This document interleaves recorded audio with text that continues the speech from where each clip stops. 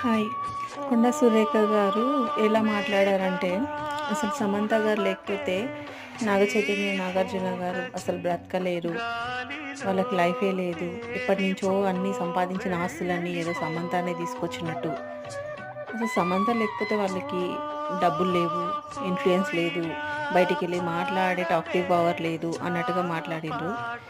ఇదంతా ఏంటంటే, మీ మీద ఎవరో బ్యాడ్‌గా పోస్ట్ పెడితే, కొండ సురేఖ మీద ఎవరో బ్యాడ్‌గా పోస్ట్ పెడితే, దాని గురించి మాట్లాడకుండా, దాని గురించి సైబర్ పోలీస్ స్టేషన్‌లో ఫిర్యాదు చేసి, అసలు ఆ పోస్ట్ పెట్టినోళ్ళు ఎవరు? వాళ్ళని బయటికి తీయకుండా, మధ్యలో ఈ నాగార్జున, నాగ చైతన్య మీద మాట్లాడడం అనేది, ఇది డైవర్ట్ చేపిచ్చే మాటలే తప్ప వేరేదేం లేదు.